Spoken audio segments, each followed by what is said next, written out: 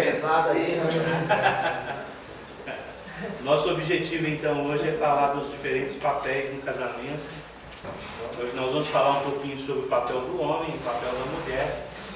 E já de início nós, na verdade, queremos dizer aos irmãos que talvez hoje seja um dos pontos mais complicados do casamento, é a questão do papel do homem e o papel da mulher. Muita gente casa não sabendo o que é e o que vai ser, né?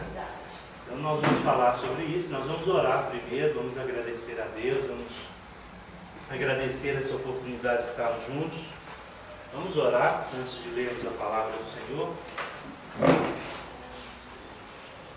Pai eterno, nós te agradecemos o privilégio que nós temos de estar na igreja do Senhor. Tudo que nós pedimos é que o Senhor fale aos nossos corações, nos ensine e que possamos cumprir, ó Pai, como objetivo aquilo que foi nos dado, ó Deus, dentro do nosso casamento. Peço ao Senhor que ensine, Senhor Deus, a cada casal.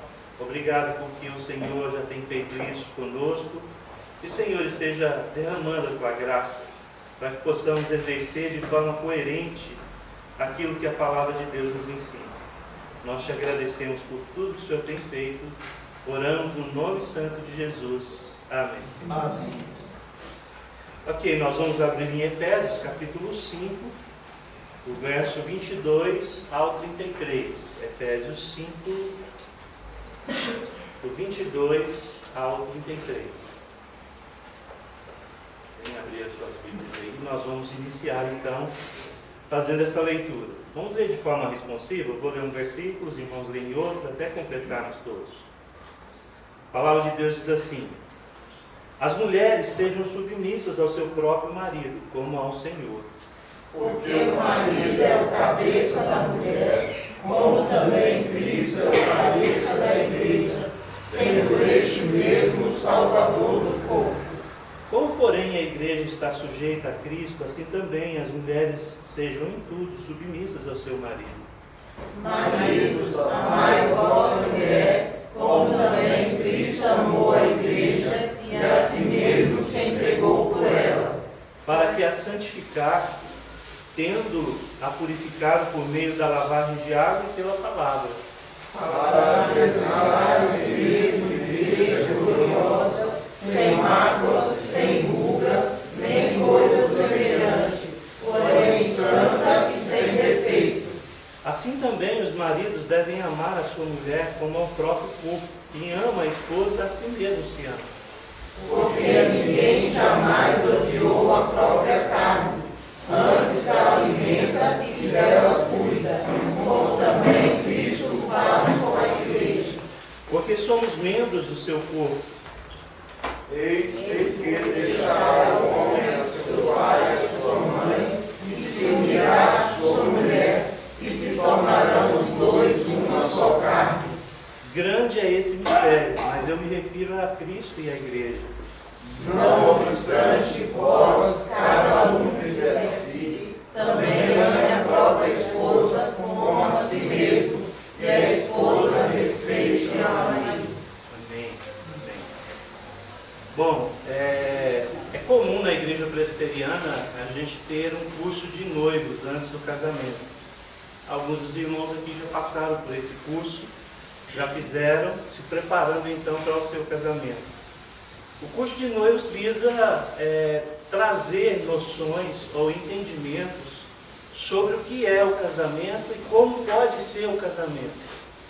E dentro desses pontos, muitas vezes nós nos perdemos, principalmente no início do casamento, sobre o papel do homem e da mulher. Eu lembro perfeitamente que eu e a Marisa nós tivemos o privilégio de fazer o nosso curso de noivos com o nosso pastor, reverendo Edgar Chagas. O reverendo Edgar nos deu uma tarefa. A tarefa foi: eu ia falar sobre o papel da mulher no casamento e a Marisa ia falar sobre o papel do homem no casamento. Nós íamos escrever um texto, né? Um trabalho. Ele deu logo uma atividade, né, para a gente fazer. E eu lembro perfeitamente que quando a gente terminou, aí a gente ia trocar os textos e um ia, né, conversar com o outro. E ao me deparar com a possibilidade de falar sobre o papel da mulher, eu me imbuí em fazer isso da melhor forma possível. Mas eu fui criado num lar católico, um lar onde, na verdade, com alguns princípios profundos e tradicionais do catolicismo, que marcava principalmente a ideia de que, na verdade, o homem é o dono e o comandante da casa, e a mulher a subalterna ou a faz tudo de dentro de casa. E eu convivi com isso, com meu pai, com a minha mãe, durante todo o meu período de infância e juventude. E eu via, minha mãe era uma mulher extremamente pronta a fazer aquilo que meu pai queria. Meu pai saía às vezes 5 horas da manhã para trabalhar, ela levantava 4 para fazer a comida e preparar uma marmita para que ele pudesse levar, né? Todo dia. E na época não tinha geladeira, essas coisas, não, era fogão de lenha. Então vocês imaginam como é que era levantar de manhã, acender o fogo, preparar tudo e deixar tudo pronto, porque não podia deixar de um dia para o outro, senão estragava. E eu lembro que minha mãe fazia isso com maestria. E ela foi sempre assim. No período já que eu já estava casado e morando em Goiânia, fazendo seminário, eu tive a oportunidade de receber minha mãe. Minha mãe questionou uma coisa que a Marisa fazia, que ela achou um absurdo. Eu levantava todos os dias 5 horas, eu tinha uma motozinha, eu pegava e ia de moto para o seminário. Mas ia sem tomar café, sem nada, e eu já estava acostumado com essa situação. Chegava no seminário, eu tomava café. Minha mãe achou absurdo a Marisa não levantar e fazer o café para mim. E minha mãe começou a questionar a Marisa. A Marisa, como sempre, de maestria, pegou e na verdade, assim, não questionou, não brigou, não fez nada, mas também não levantou. Eu falei para ela, tá com o levantar e fazer. Aí o que acontecia? No período que ela ficou em casa por 30 dias, ela passou 30 dias levantando, fazendo café para mim ir para o seminário. Todo dia eu acordava, minha mãe estava com o café pronto. É mãe. Mãe é mãe, né? Mãe é mãe. Mas o que eu quero dizer para vocês com isso?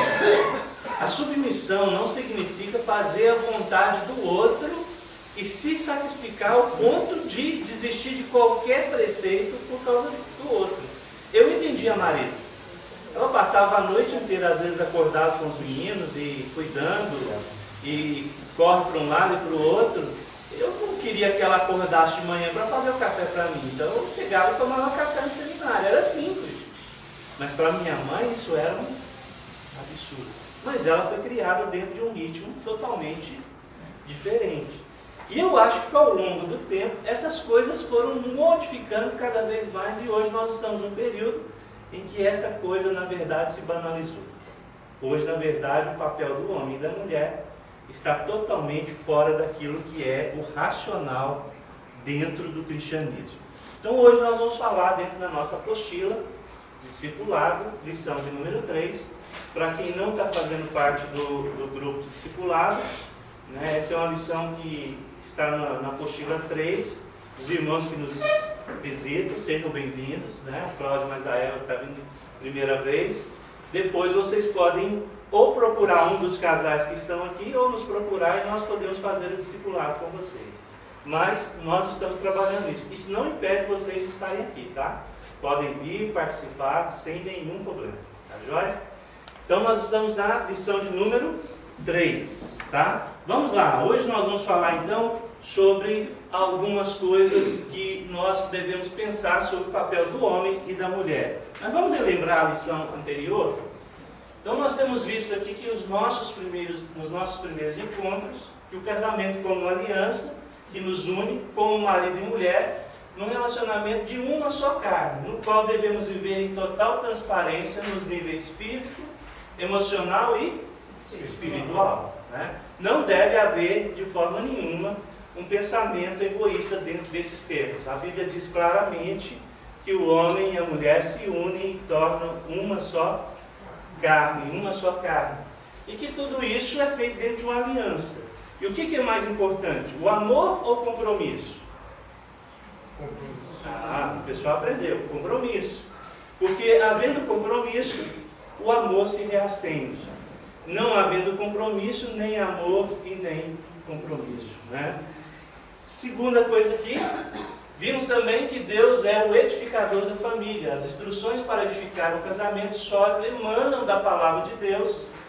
Ignorar ou mudar essas instruções é conspirar contra a estabilidade e a saúde da família. Assim, no casamento, há uma estrutura norteadora que precisa ser seguida. A palavra de Deus, né? É impossível você, na verdade, aconselhar ou mesmo acompanhar um casal que não tem a Bíblia como princípio. Você não tem como chegar no coração deles. Primeiro porque eles têm a cultura, eles têm as impressões do mundo à sua volta e as ideias pessoais sobre casamento. Eu já tive uma triste decepção de aconselhar casal assim, mas não consegui. No segundo encontro, eu desisti. Falei, infelizmente eu não tenho como acompanhar porque vocês não creem na palavra. Vocês não acreditam naquilo que eu creio. E eu dar conselho para vocês de uma coisa que vocês não creem vai ficar quase que no vazio, né? Eu prefiro que vocês procurem então pessoas especializadas, um psicólogo, um psiquiatra, enfim. Não dá para acompanhar dessa forma. Então, nós precisamos entender que o casamento como uma responsabilidade diante de Deus, ele necessita de parâmetros. E o livro de Efésios, apesar que o apóstolo Paulo não era um homem casado, mas é o texto mais lúcido sobre o papel do homem e da mulher na palavra de Deus. Paulo escreve isso de forma com grande maestria. Eu creio que o apóstolo Paulo tira como exemplo a sua família. Como ele é de uma família judaica, provavelmente ele está pensando justamente no lar, porque o judeu ele tem um princípio muito grande com relação, principalmente, a essa questão do papel do homem e da mulher. Basta a gente pegar o livro de Provérbios, capítulo 31, e a gente vai entender isso, né? Lá fala sobre a mulher virtuosa, né? Mas ali não está falando só sobre a mulher virtuosa, está falando sobre o homem também que está ali, né? Nas entrelinhas. Ali parece que a mulher trabalha e o homem fica à toa. E eu já falei, o contexto daquele texto ali, às vezes não é explicado e as pessoas não entendem. Mas ali está falando de uma mulher que é esposa de um rei, e o rei está no seu trono, né, reinando, governando a cidade, aconselhando, e a mulher fazendo as suas atividades, né, de forma natural. E às vezes as pessoas pegam esse texto então e mudam o contexto dele, né? Logo, a maior responsabilidade que nos é dada e delegada como cristãos casados é de fazer o nosso casamento uma agência do reino de Deus nessa terra, para que as pessoas possam ver e experimentar e poder reconciliar que há amor de Deus nessa nova realidade em Cristo. Nós não podemos, na verdade, deixar de entender que nós, como cristãos, nós temos um papel no meio dessa sociedade. A sociedade ela não é totalmente corrupta, ou ela não é totalmente depravada em virtude do próprio cristão inserido no meio dela. Então, o papel nosso, de divulgador do amor e do poder de Deus, é essencial. Por isso que entra em colapso a sociedade quando ela percebe que os cristãos estão perdendo o mundo. Hoje há uma gama muito grande de pessoas se divorciando, se deixando o casamento. Eu já falei isso para vocês, né? Nós estamos hoje com pelo menos 4 casais da nossa intimidade e do nosso relacionamento de aconselhamento que estão se divorciando. Isso é um absurdo. Eu acho que eu nunca tinha enfrentado um período tão complicado, né? Mas diz que quanto mais a gente mexe com isso, mais a gente vai ver coisas difíceis. E aí a gente diz assim, mas pastor, são casais cristãos? Não sei, eu não posso denominar porque eu não tenho, mas se dizem. E se dizem, deveriam, na verdade, demonstrar isso com realidade e pensar assim: eu não devo uma resposta só para minha esposa e não só para o meu marido, mas eu devo uma resposta para a sociedade. O Dário está falando uma coisa e eu quero retornar isso. Quando a gente vai casar, a gente chama testemunha, a gente convida os parentes, os tios, gente que a gente já fazia anos que não via, a gente convida, né? E aí junta esse povo tudo dentro da igreja ou dentro de uma sala de cartório, e aí esse pessoal é tudo testemunha. Na hora de separar, ninguém é chamado. Eu nem sabendo, né? E, né? Às vezes a gente nem fica sabendo, essa é a verdade, né? Essa é a verdade. E infelizmente, muitas vezes, nós percebemos de forma clara que as pessoas perdem a razão com relação, principalmente, à questão do divórcio, né? Você deve uma explicação para a sociedade. Deve. E aí vou dizer uma coisa séria para vocês. Dentro da igreja, a gente, na verdade, não pode deixar a coisa se perder. Por exemplo, se o casal que está separando ele é membro da igreja, eles vão passar por um processo de disciplina. E a gente não tem como não fazer isso, né? Porque nós devemos uma resposta à sociedade. Nós devemos uma resposta à sociedade, né? Até porque a disciplina é para o bem da igreja, não para o seu mal. Ok, alguns questionamentos que nós devemos considerar pertinentes. O primeiro deles: nós temos a compreensão do real significado do nosso casamento dentro do projeto e do propósito de Deus? Será que eu imagino o que é o meu casamento dentro desse projeto? O que o nosso casamento tem refletido? Amor, segurança, paz, estabilidade, com o relacionamento de Cristo e com a sua igreja. Como que nós estamos vivendo? Agora, não viva de hipocrisia, não é só na igreja, é em casa também. E nós não estamos referindo só na igreja, né? Senão você vai fazer igual a esposa do pastor que chega no culto arrastando o colchão e joga na frente do púlpito. E alguém pergunta: ficou louca? Ela diz: não, eu quero é esse homem aqui, porque aquele que está lá em casa não serve para mim não. Então a gente tem que tomar cuidado com esse tipo de situação, né? Outro questionamento: as minhas responsabilidades desse projeto de Deus estão bem definidas para mim? E aqui entra o papel. Eu, como homem, estou sendo homem, e eu, como mulher, estou sendo mulher? Como que é isso na minha vida? Né? E aqui eu quero usar até uma palavra, eu já falei para vocês que, olha, não considero tudo que ele diga, considero muito mais ele como um stand-up show, Cláudio Duarte, do que, né, divido dele em alguns pontos, mas em algumas coisas ele tem razão. Né? Lembra que ele fala uma expressão: homem, banana, Mulher abacaxi. Mulher, abacaxi. Isso é um estudo que ele tem sobre Acabe e Jezabel. E às vezes o que nós vivemos no nosso relacionamento é isso.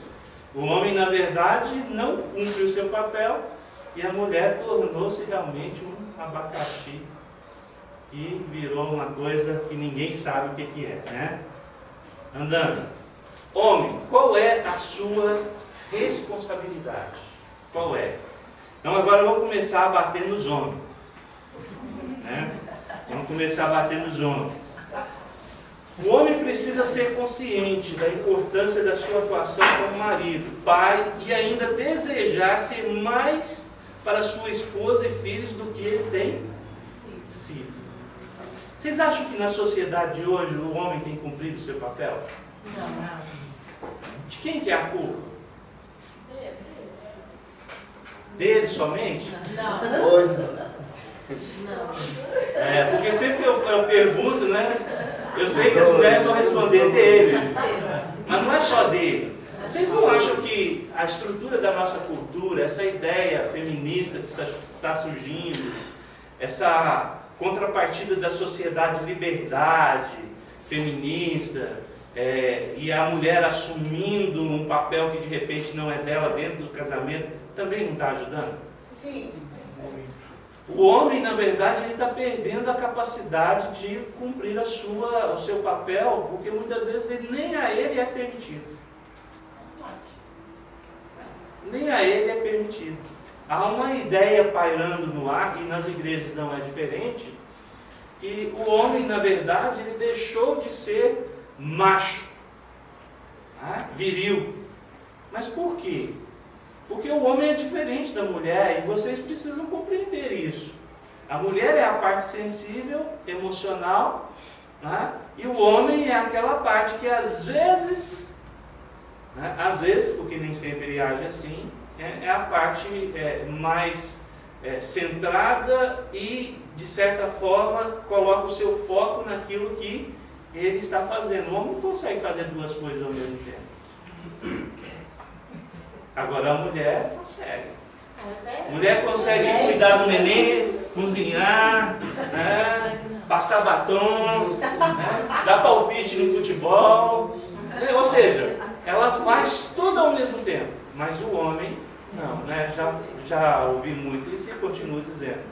O homem é capaz de sentar na frente da televisão com o controle e ficar por horas com o controle na mão, passando canal por canal. E aí a mulher pergunta assim: o que você está vendo? O que ele responde? Nada. Mas a atitude do homem, muitas vezes ela é representada dessa forma, porque o homem é dessa forma. E às vezes o que acontece, meus irmãos, é que o homem está perdendo espaço no meio da sociedade, e o homem está se recuando nas suas atividades. E lógico, a mulher está assumindo muitos papéis que não deveriam ser dela, certo? E isso está fazendo com que o homem perca então a sua masculinidade. E hoje nós estamos virando uma sociedade que é um verdadeiro pandemônio. A gente não sabe mais como a gente deve fazer, a não ser se nós formos cristãos e soubermos o nosso papel e exigirmos dos nossos filhos uma atitude diferenciada no meio dessa sociedade. Coisa que eu nunca ouvi falar na minha época, hoje já é comum. Aula de masculinidade. Talvez não seja comum aqui para nós, mas lá em São Paulo existe igrejas que têm trabalhado exclusivamente a masculinidade do homem. Daqui a pouco a polícia vai bater lá na porta. Mas por quê? Pode. Por quê? De forma bíblica. O entendimento de mostrar para os homens que ele tem o seu papel no meio da sociedade. Porque o homem está se perdendo no meio dessa atitude. O homem já se tornou tão delicado, que nós estávamos conversando aqui, eu não lembro com quem que eu estava conversando, antigamente a gente dizia assim: existe salão de mulher, e o homem não vai em salão de mulher, porque salão é de mulher mesmo. Mas hoje existe a barbearia, que é de homem. E aí você pensa assim: barbearia, coisa de homem, Não. Eu, por exemplo, corto cabelo numa barbearia que lá tem o dia do noivo, lá tem piscina, tem relaxamento de barba, hidratação de cabelo, faz sobrancelha. Mas eu vou lá só para cortar o cabelo, porque eu acho interessante.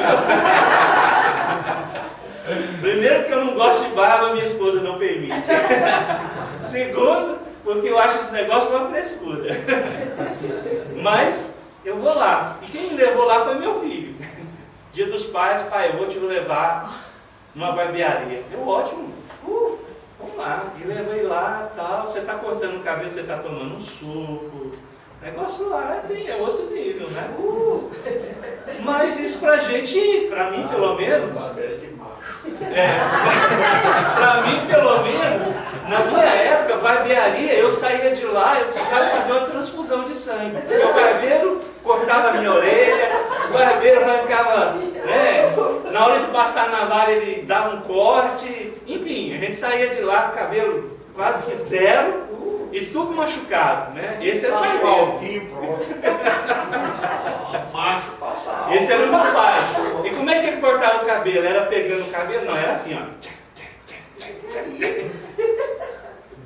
Tinha hora que batia a tesoura na cabeça da gente assim, que a gente achava que Mas essa realidade né, nós vivemos ela hoje. Primeira coisa que eu quero dizer aos homens, e aqui é um conselho ao homem: o homem como um provedor.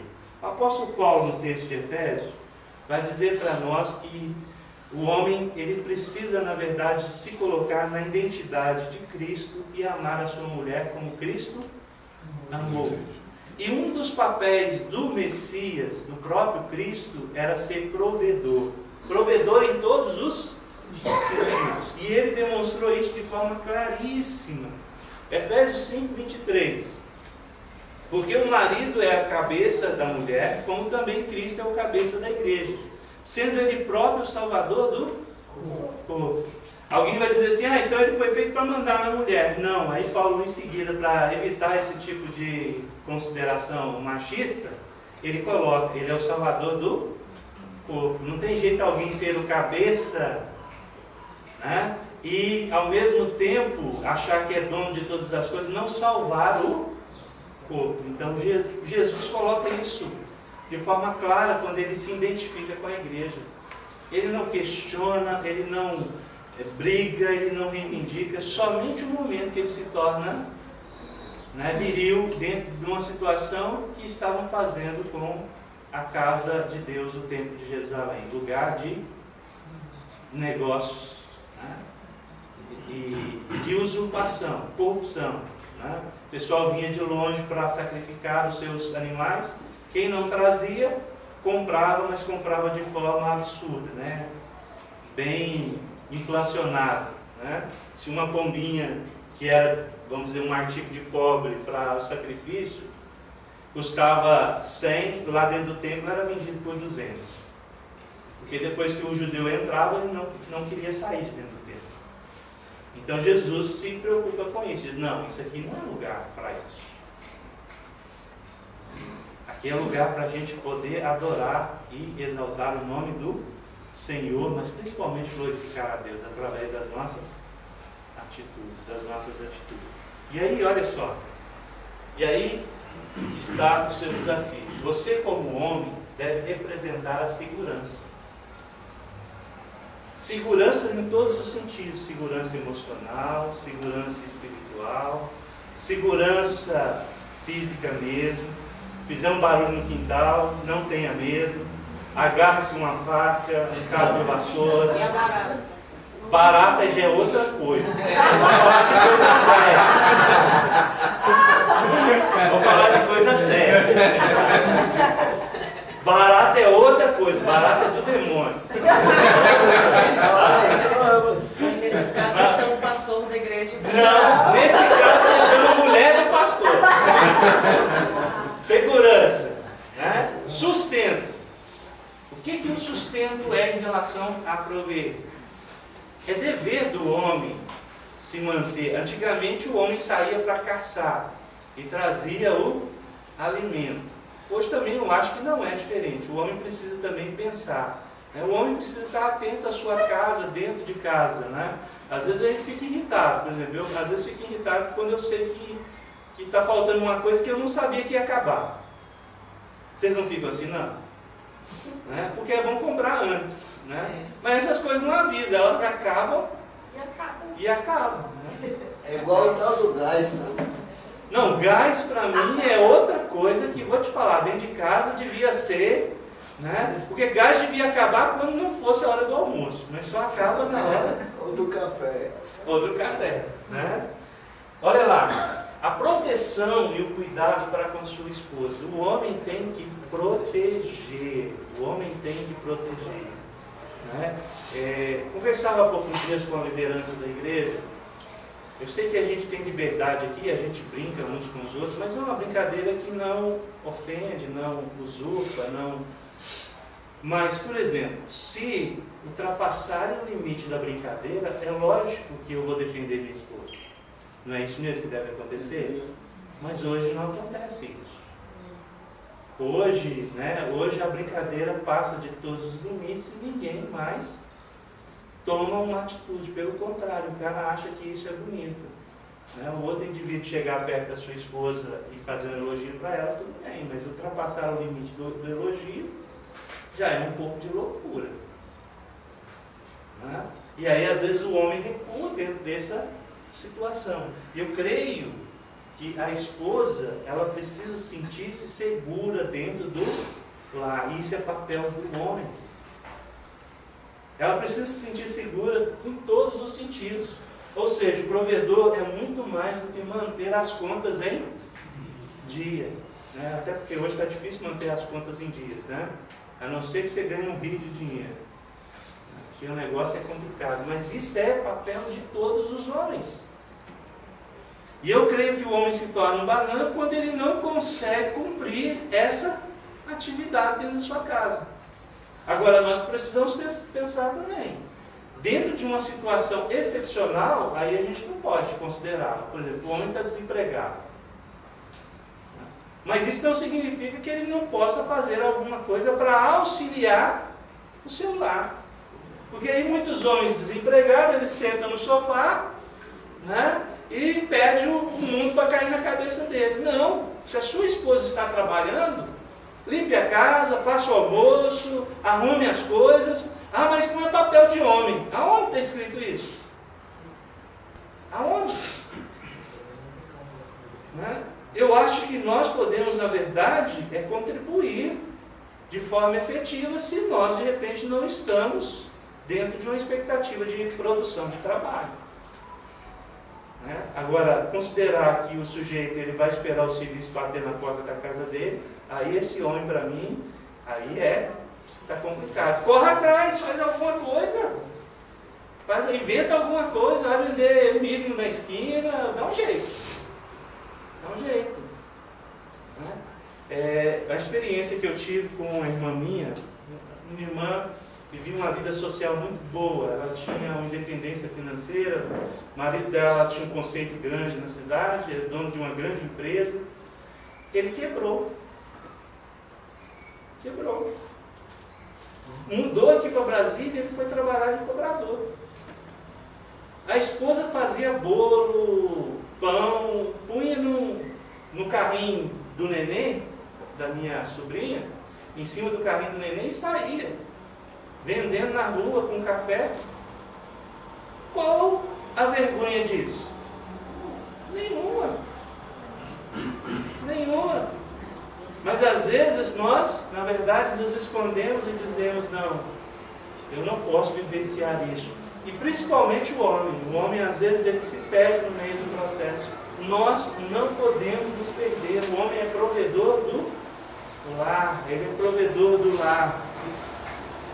Andando, o homem ainda como provedor. Olha só, numa outra extremidade existem os homens carentes, frágeis, dependentes, que condicionam a sua masculinidade, a sua proteção e a sua segurança. As circunstâncias, ou simplesmente não possui segurança e conteúdo necessários ao suporte da sua esposa e filhos. Uma coisa é o marido, na verdade, evidenciar ou tiver dificuldades emocionais. Isso aí não tem problema. O homem pode ter. O homem chora. O homem cai em depressão. O homem evidencia situações difíceis.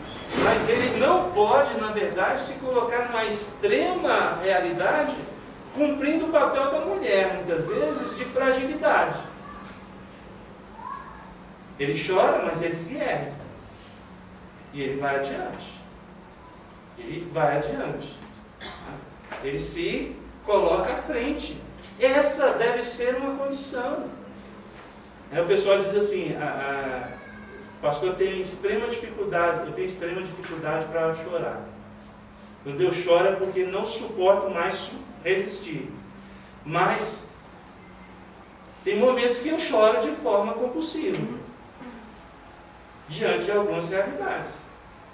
Mas eu gosto de fazer isso de forma só, pessoal. Não gosto de ficar chorando na frente dos meus filhos. Não gosto.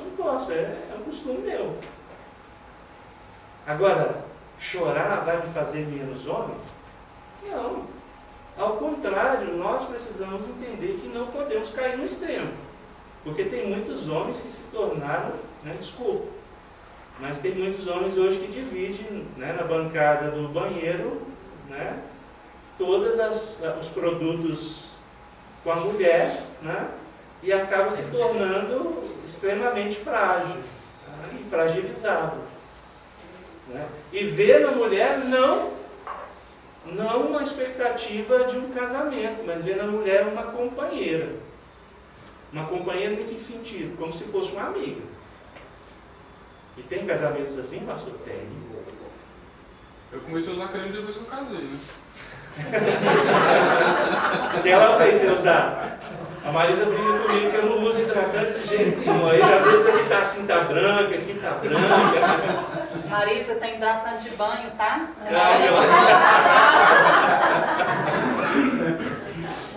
Eu vou lá e passo mesmo. Ela vem com os cremes e sai correndo atrás de mim. Vem cá, vem cá, vem cá.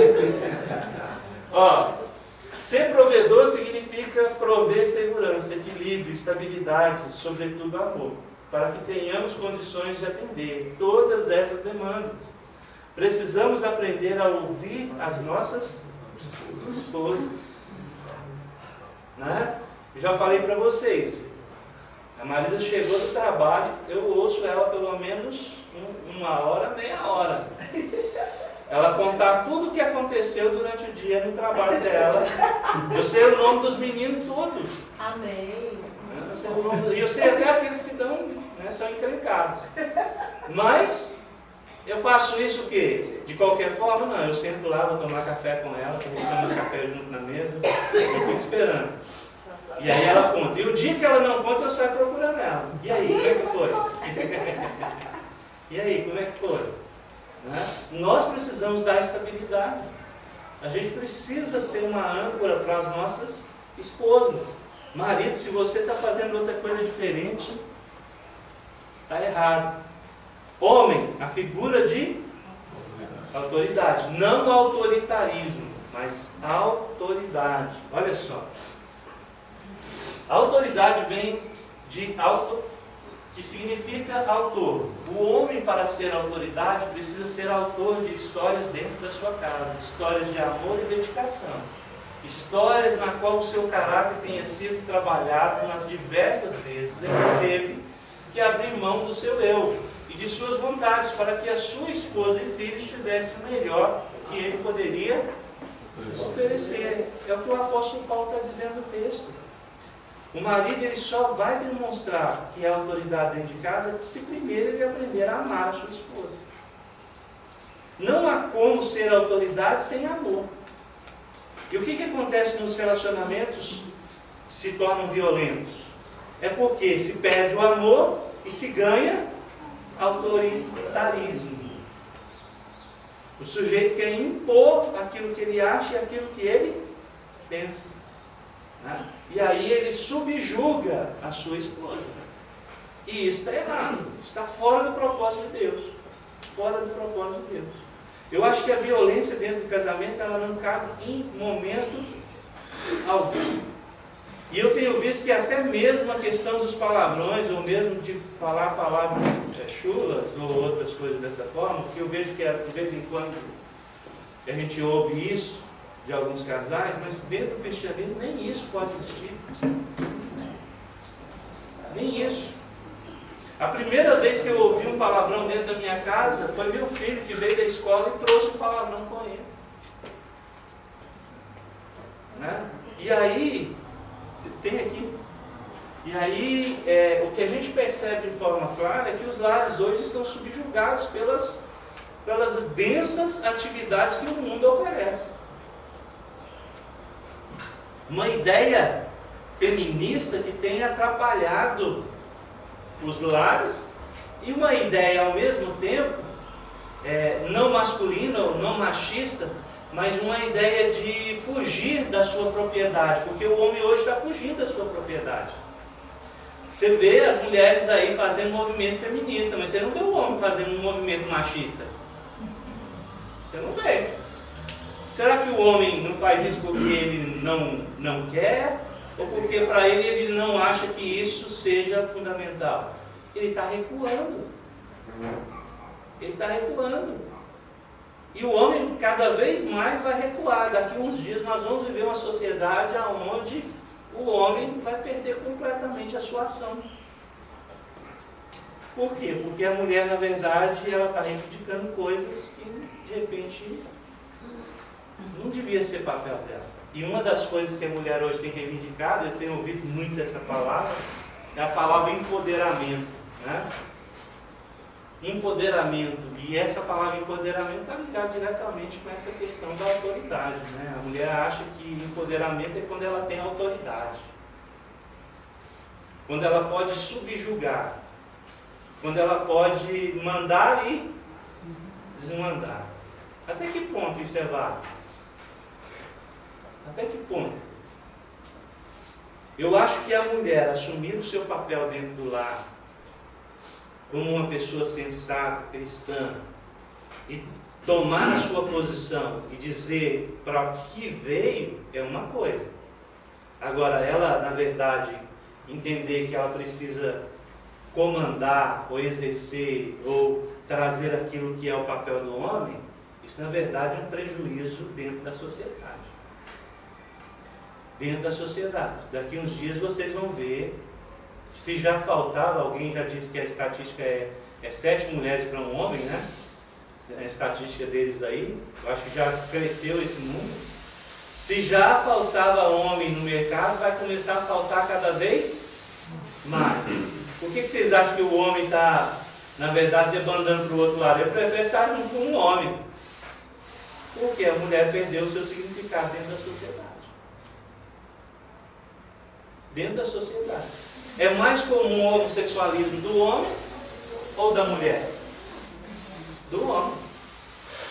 Mas está crescendo muito. Tá, mas é muito mais significativo de homem. Mas é porque, como as mulheres já estão virando quase homens, a outra mulher está procurando um homem. Aí acha que a mulher é mais homem do que o homem. Não, eu creio disso. Eu creio disso também, da mesma forma. Mas a questão, meus irmãos, é que isso tudo é uma deturpação da sociedade. Onde, o que é a culpa disso? Essa questão, por exemplo, da mulher achar que empoderamento é se revestir de autoridade. Eu não vejo. Não vejo isso. Né? Sim, meu irmão. Lá no meu trabalho, às vezes eu converso com o pessoal lá. Às vezes, quando eu falo com minha esposa, ela é do lar, trabalha em casa, algumas esposas lá, ela acha um absurdo. E aí, às vezes, eu fico assim, até numa saia justa, eu falo, não, mas é uma decisão dela, uma escolha dela. A gente sentou e conversou, e elas acham um absurdo, como que pode isso, como não sei o quê. Eu falo, Foi no século XXI. Mas é o que eu mais escuto. Isso mesmo. Nossa, você só fica em casa? É isso. Só. Você não faz nada. Só. Eu fico sentada de perna pro ar. Dia inteirinho, com 2 crianças no meu pé. E eu ainda falo assim, eu falo assim, ela está no trabalho, eu trabalho assim, você acha que cuidar de menino, porque, por exemplo, a maioria delas tem empregada, vai trabalhar e paga. E aí, no caso dela, eu falo, não, eu chego em casa, eu pego meu filho e fico 2 horas e meia com ele, porque eles tem que descansar um pouco, tem que... Não, mas só em casa? Eu falo, em casa. Só em casa é um absurdo, né? Casa, não faz nada. Não, mas uma vez eu dei uma resposta mais dura. A pessoa falou, você fica só em casa? Eu falei assim, sim, eu fico só em casa, sentada de perna pra cima, a empregada limpa a casa, a babá cuida dos filhos e a amante cuida do marido. Parece que é assim, né? Parece que é assim. Olha, eu não arrependo. A Marisa, na época que os meus meninos estavam pequenos, ela escolheu ficar dentro de casa. Não vou trabalhar. E não arrependo, porque ela criou meus filhos dentro daquilo que era necessário ser criado. E lógico que eu via que o papel dela estava completamente. Hoje eu tenho os meus filhos da forma que eu tenho, porque ela foi fundamental nesse processo. Às vezes a pessoa acha um absurdo, não é absurdo. A pessoa parar de trabalhar para cuidar de filho e de casa. Não, o trabalho é dobrado. Eu parei de trabalhar, parei de estudar, né? Eu fiz minha faculdade depois que meus filhos estavam grandes, eu sabia que eles tinham condição de ficar. Né? E às vezes as pessoas falam, você perde tempo, você perdeu. Não perdi não. Ganhou tempo. Mas eu estou que a gente realizada profissionalmente, né? Eu tenho os meus filhos já adultos que ajudam. Então, assim, você nunca perde, né? Eu já falei isso, às vezes as pessoas procuram, né? A gente fala Rosângela mesmo, né, Rosângela? Acho que nunca, né, a gente perde. A gente só ganha, né? É que cuidar, você entregar o seu filho na mão de uma outra pessoa, hoje, é muito difícil. Eu vejo porque eu cuidei de filho de muitas outras pessoas desde que eu era muito novinha. Eu fui professora de escola dominical desde muito novinha. Então, assim, há 5 anos atrás, o mundo era muito diferente hoje. Hoje, você entregar o seu filho, colocar numa creche ou colocar alguém para cuidar dentro da sua casa, tem sido muito difícil. Você não acha pessoas que vão, pelo menos, prezar os seus valores. Podem não acrescentar nada, mas que não vão tirar aquilo que você põe. Então, quando a gente se abdica de deixar de sair, de deixar de passear, de comprar uma roupa nova, a mulher deixa de fazer isso para estar ali cuidando do filho, você pode estar substituindo um prazer momentâneo de uma roupa nova, de um cabelo escovado, de uma unha feita, mas você está ganhando no benefício do filho, que depois na frente vai ser recompensador. Porque tudo isso eu posso fazer depois. Eu estava até comentando com ele. Numa época que a gente estava mais apertado, a gente não tinha dinheiro para fazer uma unha, para arrumar o cabelo. O que eu fazia? Eu fazia os meus chocolates, ia lá no cabeleireiro e falava, você não quer comprar de mim? Ele falava, quero. Então eu trocava os meus serviços de chocolate para ele arrumar o meu cabelo, para ele fazer minha unha, porque ao mesmo tempo que eu estava ajudando, sendo colaboradora do meu esposo, eu estava me ajudando, porque eu estava fazendo um bem para mim, sem deixar de cuidar do meu filho em casa. Eu vou deixar o César, mas olha lá, senão nós não damos conta não. Hoje nós não vamos conseguir terminar a lição toda, tá?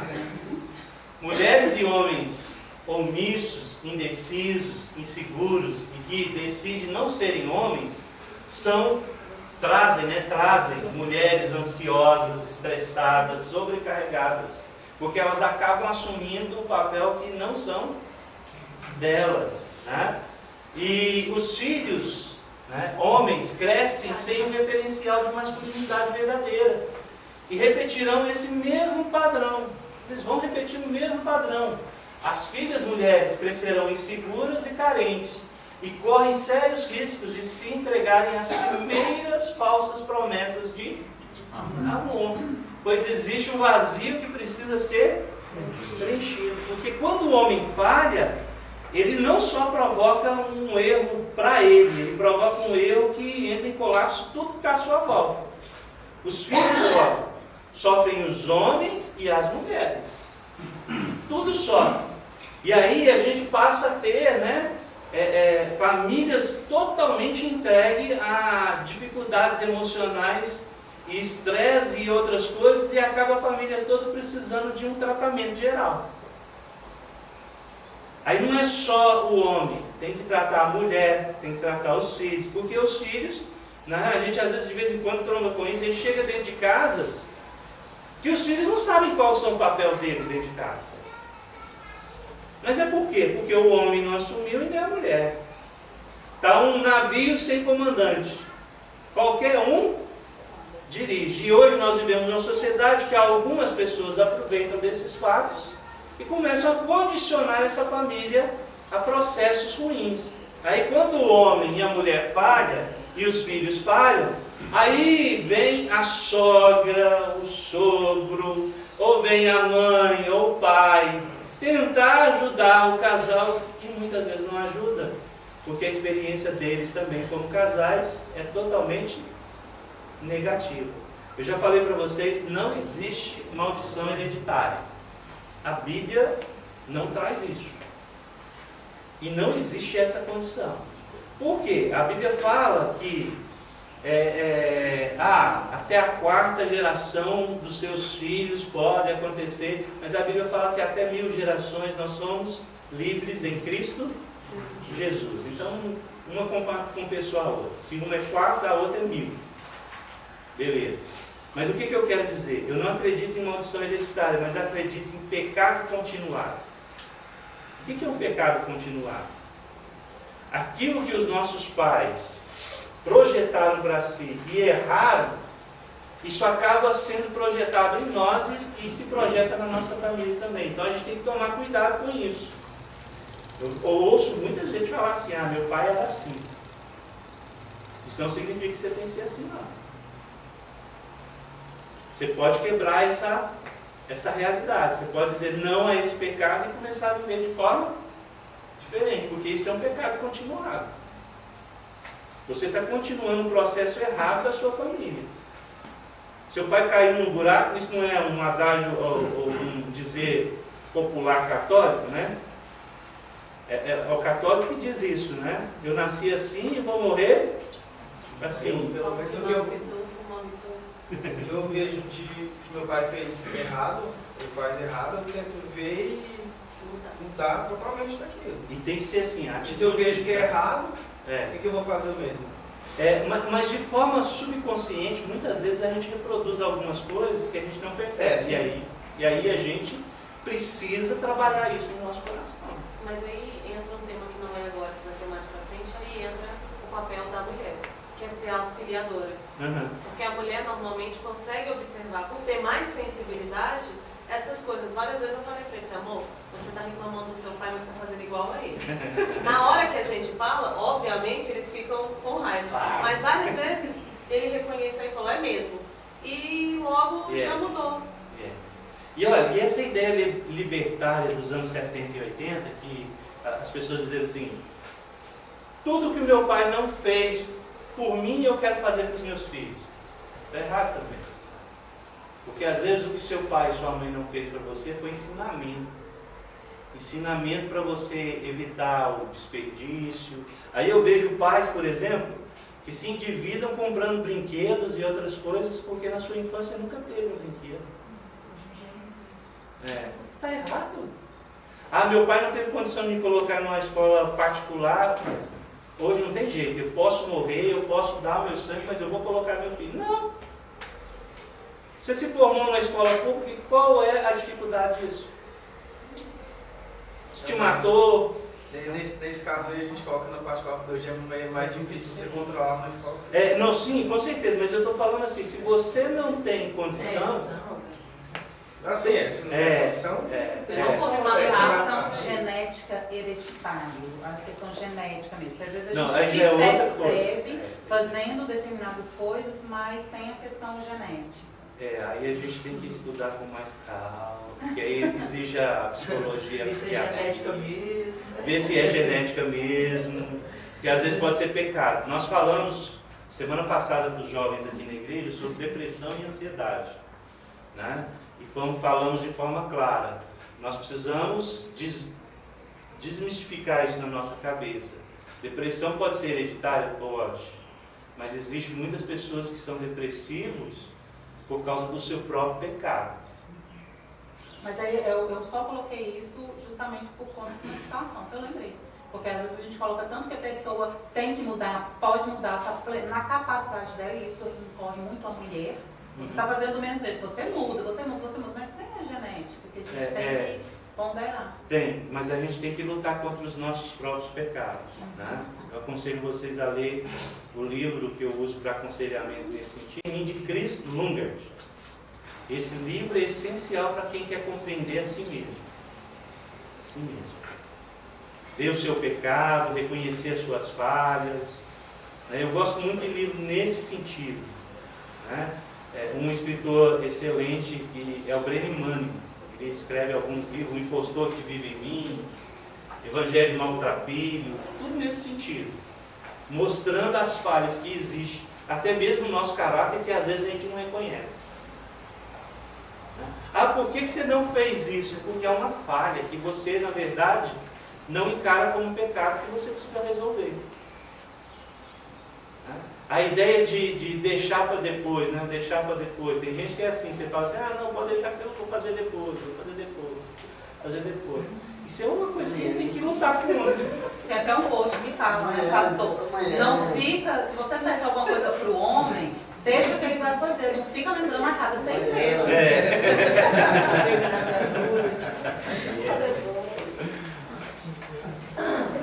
E o homem, por último agora, nós vamos ver só o papel do homem hoje, o homem como sacerdote.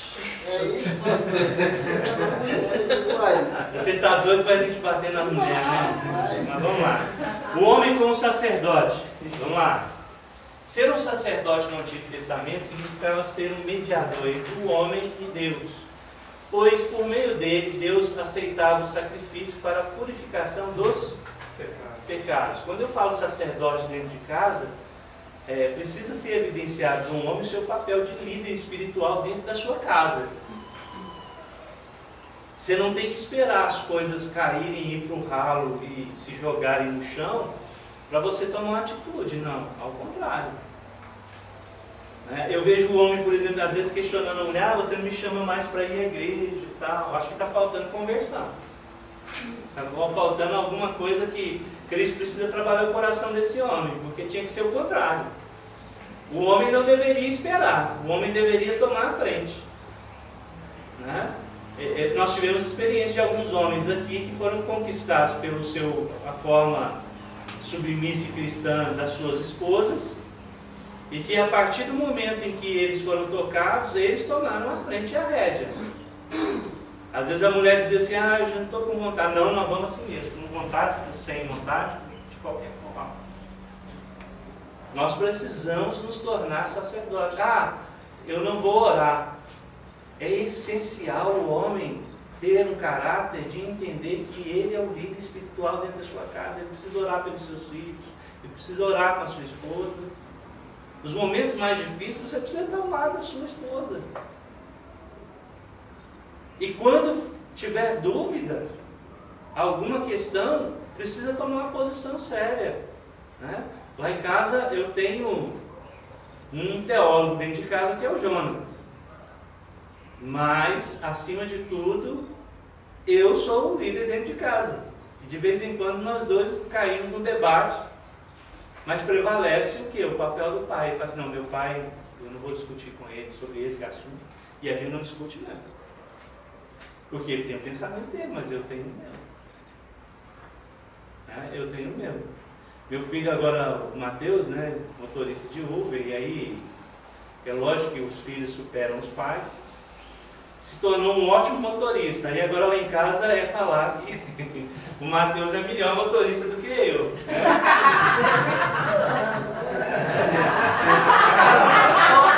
Eu não admito, eu não quero admitir.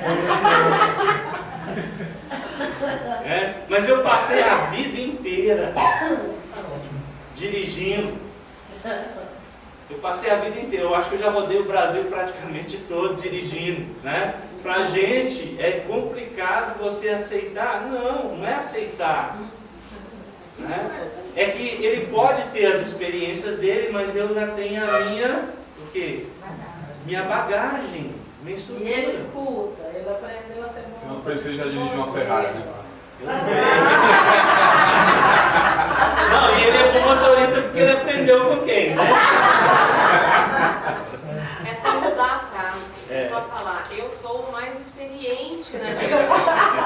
Não vai ter briga, com certeza. Mas não tem jeito, gente. Lá em São Paulo nós passamos uma situação lá que eu já estava perdendo a calma. Eu não sei dirigir pelo aplicativo do Waze. Eu já entendi isso, eu não sei. Na minha época, dirigir dentro de qualquer cidade é você parar na esquina e perguntar para o taxista, para qualquer pessoa como é que eu chego. Mas aí lá em São Paulo, eu dirigindo pelo Waze, aí o Waze dizia assim: virar à esquerda, mas aí tinha 1, 2, 3 ruas, uma pertinho da outra. Aí o Matheus estava assim: pai, presta atenção, o aplicativo está dizendo aí a 20 metros, calcula. Eu falei assim: mas rapaz, ele está dizendo que a esquerda, a primeira esquerda eu viro.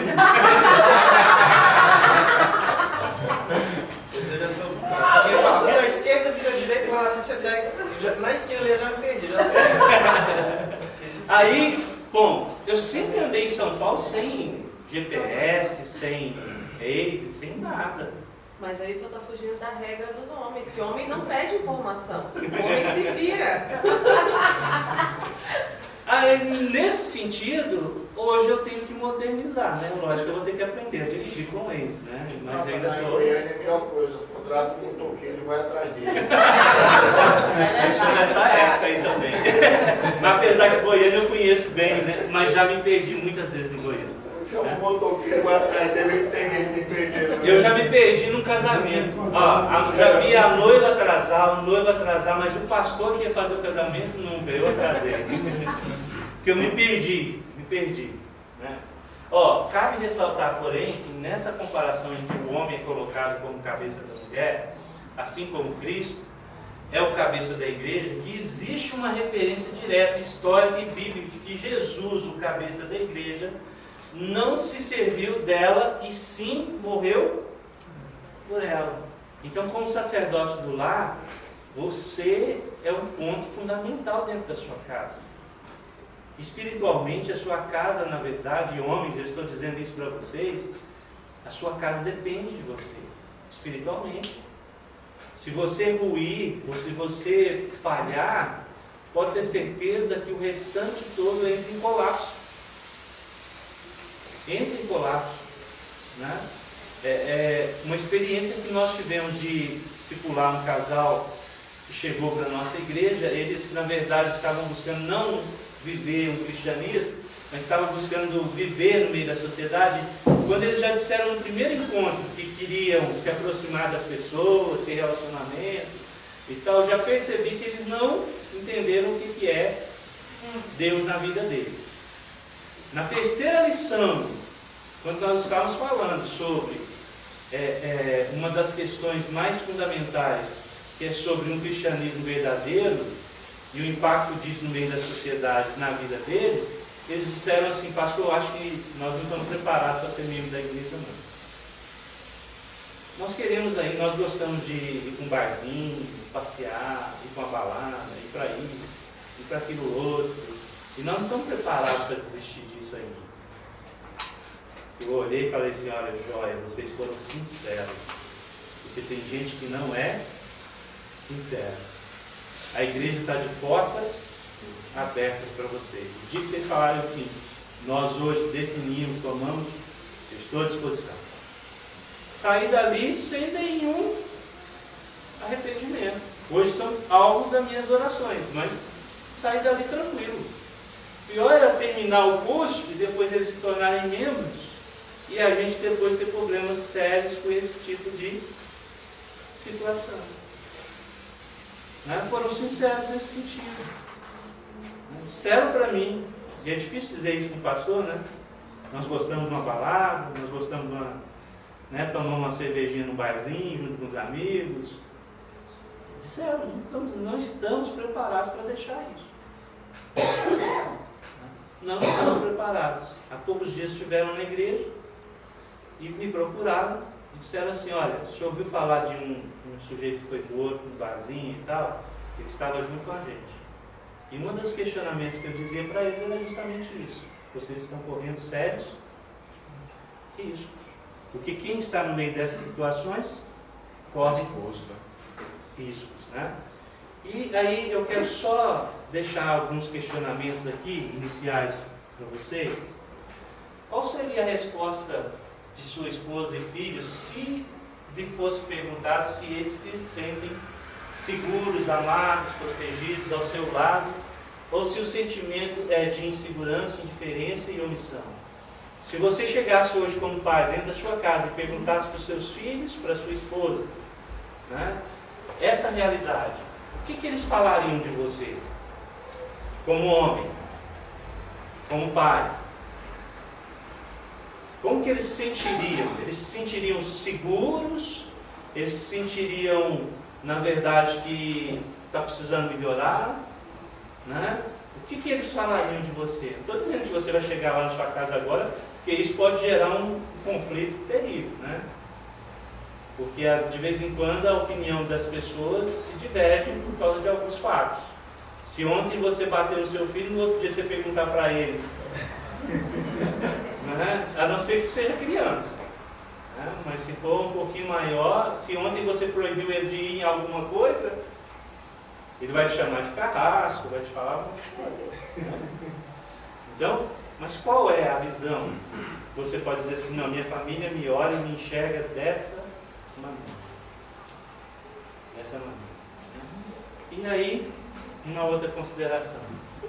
Você teve a oportunidade de conviver com um homem que tenha te ensinado pelo exemplo em ser um verdadeiro homem? Eu disse das falhas dos meus pais, mas uma consideração que eu tenho com meu pai. Meu pai foi um homem extremamente amoroso para com a minha mãe. O tempo todo.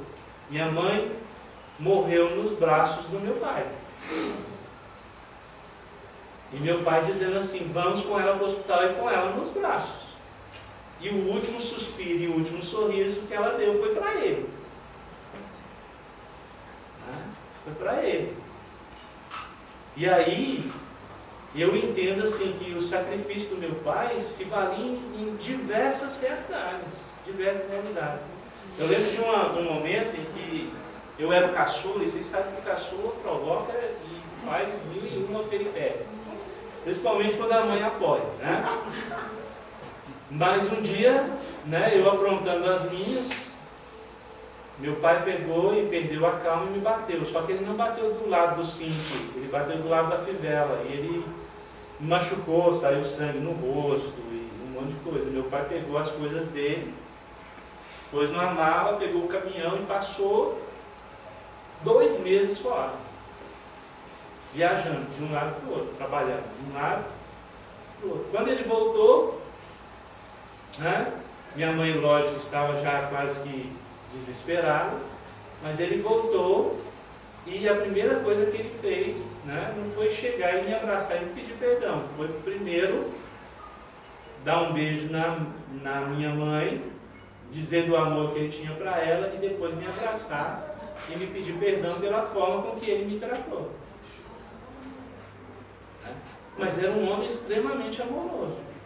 Minha mãe para ele era, né? Quando a minha mãe morreu, que a gente foi no velório, chegou lá no cemitério, ele olhou a estrutura do túmulo e as gavetas. Aí minha mãe foi colocada numa gaveta aqui, ele falou assim, olhando para nós, filhos, quando eu morrer eu quero ficar nessa de cima. Nessa de cima. 6 meses depois nós estávamos colocando ele no lugar que ele havia tido. Porque ele queria ficar perto da minha mãe. Agora, como é o seu conviver, né, com essa realidade? Você teve a oportunidade de conviver com um homem? O meu pai foi um exemplo para mim. Meu pai foi um exemplo. Meu pai foi esse exemplo para mim. Mas ele tem os pontos negativos, como nós falamos? Sim, teve. Porque como homem a gente erra também. Não pense que você não erra. Agora, como é que está isso dentro da sua casa? Então está na hora de você produzir algo diferente. Né? Tira essa ideia do desenho animado, da estrutura que nós vivemos de super-homem. Não existe o super-homem. Existe um homem que é homem com as suas fraquezas, com os seus defeitos, mas que se esforça para cumprir o seu papel dentro do lar. Aí eu gosto, quando eu encontro homens assim, homens que se esforçam, apesar das suas falhas, eu gosto. Porque são homens que estão criando uma geração diferenciada. Não sei se vocês viram essa semana, e aqui não estou defendendo político, não estou defendendo dessa forma, não. Mas não sei se vocês viram, na semana passada, eu acho, o nosso presidente resolveu ir ao cinema com a esposa. Se tornou um absurdo. Um absurdo, né? E aí o pessoal caiu matando em cima, né? Nossa, mas deixou o nosso país a ver navios e estava no cinema com a esposa. Terça-feira. Na terça-feira, grande dia de trabalho e tal. 11 horas da manhã. Esse é um país, eu estava falando um pouquinho aí de educação de filhos, um país que critica, que cai de pau, que chega, quer bater em todo mundo, quer proibir que o hino da sua pátria, o hino nacional, seja cantado nas escolas, e que ao mesmo tempo quer ensinar o homossexualismo dentro de sala de aula. Infelizmente, o que a gente pode esperar? Principalmente de uma imprensa como essa? Eu acho que isso, na verdade, é coisa da imprensa. Os caras hoje, por exemplo, Rede Globo é um ano de homossexuais. Então a Rede Globo não pode ver uma família dentro do padrão normal, estruturado, que ela vai querer destruir. Infelizmente, é a realidade que o nosso país está vivendo. Eu não posso por exemplo, querer que seja cantado o hino nacional, que é o ensinamento do patriotismo, de civismo e tudo mais, mas eu quero permitir que seja ensinado meu filho dentro de sala de aula, que ele pode escolher se ele é homem, se ele é mulher, se ele vai vestir saia, se ele vai usar batom, ou vice-versa. E dentro do nosso país. E dentro dessa questão aí, o que eu quero dizer é o seguinte: gente, nós como homens, nós não vamos deixar de ser homens se nós formos românticos, se nós cuidarmos bem da nossa esposa, levar ela para passear de vez em quando, né? Leva no shopping, não tem dinheiro para comprar, mas leva ela para ver as vitrines. E sonhar com aquilo que está lá na vitrine. Um dia eu vou te dar um vestido desse, custa 6 mil reais.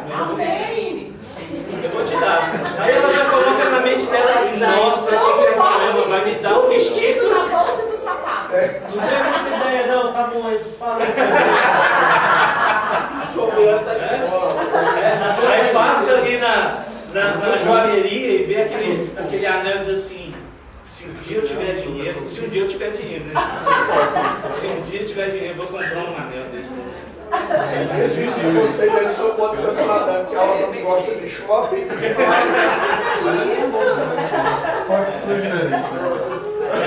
Eu já fiz isso muitas vezes. Saí com a Marisa pra gente ir no shopping, a gente andava no shopping, passava nos americanos, comprava chocolate e ia pra casa.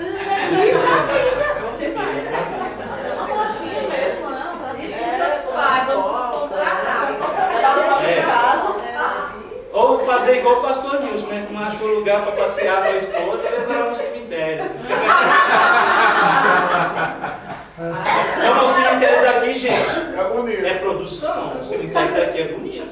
Vocês já viram o pôr do sol aqui no cemitério? Vocês já viram? Eu já fiz alguns velórios na hora do pôr do sol que eu tive vontade de falar do pôr do sol. Eu tive quase vontade de chorar. Porque as capelas dão para o fundo, para um vale. E aí, por causa das montanhas, né, o sol se põe. Nossa, é muito bonito. Eu já tirei fotos. Mandou ideia aqui.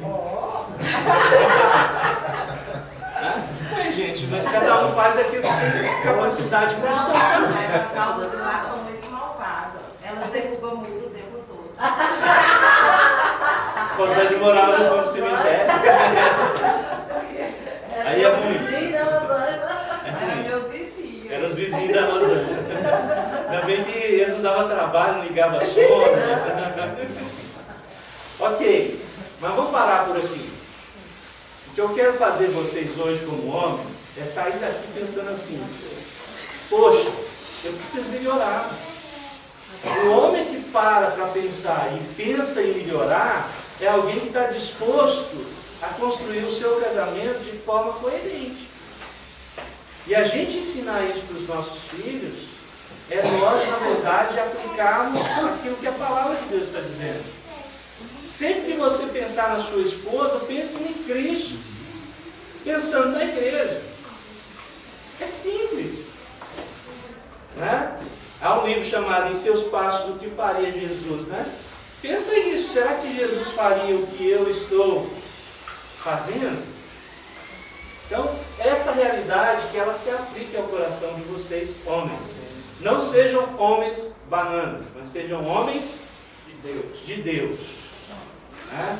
Sejam homens de Deus. Vamos orar então? Mulheres, domingo não faltem. Isso aí, a gente não fugir da raia, não. Vamos orar então, vamos encerrar isso também. Mas para tranquilizar, no relacionamento, eu quero falar isso do outro. Se o homem é um homem bom, a mulher é uma mulher boa. E vice-versa. Se a mulher for uma mulher boa, o homem é um homem bom. Isso com certeza. Não, mas com certeza faz reflexo. Nos encontros casais, nas aulas que eu dava, eu sempre perguntava para a mulher, quando falava da questão da submissão, se o seu marido é esse homem de Efésio, qual a dificuldade em ser submissa a ele? Nenhuma, né? Nenhuma. Vamos orar então, encerrando? Pai eterno, na tua presença eu quero colocar, Senhor Deus, cada casal aqui presente, pedindo ao Senhor que esteja trabalhando os seus corações. Obrigado porque o Senhor, ó Pai, tem nos dado a oportunidade de aprender, Senhor Deus, com a Tua palavra. O Senhor abençoe, Senhor Deus, as estruturas de nossas famílias. Nos ajude, Senhor, como homens, a exercer os nossos papéis dentro das nossas casas.